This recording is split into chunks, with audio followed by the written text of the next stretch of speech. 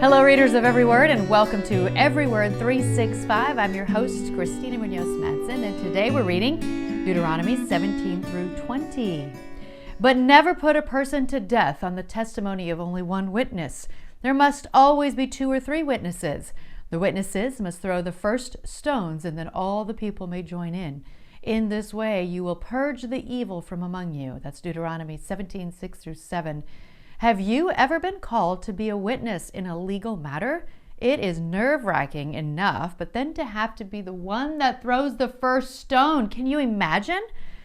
And if you ever wonder why all these laws were necessary, maybe Deuteronomy 18, 10 through 11 will give you some insight. For example, never sacrifice your son or daughter as a burnt offering, and do not let your people practice fortune-telling or use sorcery or interpret omens or engage in witchcraft or cast spells or functions as mediums or psychics or call forth the spirits of the dead. Again, that's Deuteronomy 18, 10 through 11. The fact that this stuff had to even be mentioned means that it was happening, or at least had been happening.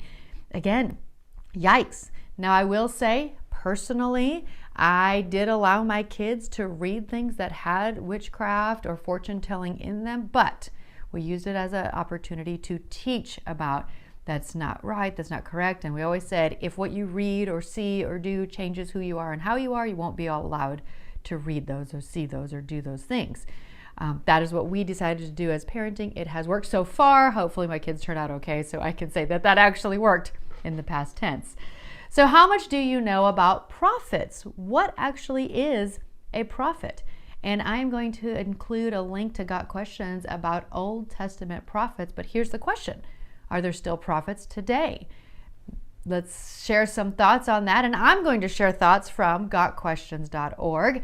I find it very fascinating and something to talk about when you get into fortune telling and prophesying. And so I'm including a link in case you're interested in more on that topic. Then there's the topic of war and what appears to be some pretty harsh words. Again, I'm not going to get into a war of words over war. See what I did there? But here are some further thoughts on the topic from Got Questions. There's a great link from Got Questions on the topic. I also want to mention today's Daily Walk, which mentioned gossip. I remember not knowing that gossip was a sin. I just thought some people talked more than others. But when I really stopped to listen to myself, I realized that not everything I was saying was loving, kind, and with an intent to help, not hurt. Ever since then, I really try to think about why I'm sharing something before I share it. Is it truly out of concern for someone, or does it just make me feel better to talk about someone that has bigger problems than me? Definitely an ongoing sin that I continue to struggle with. Anyone else?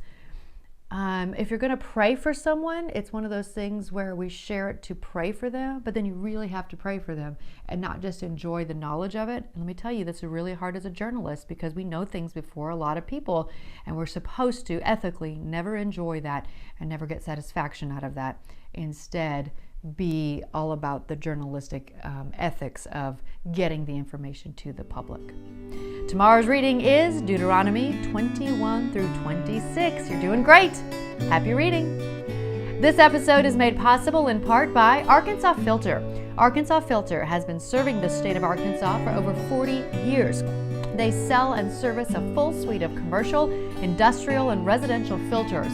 They are also one of the largest suppliers of UV lights, gates belts, and HVAC chemicals and cleaners.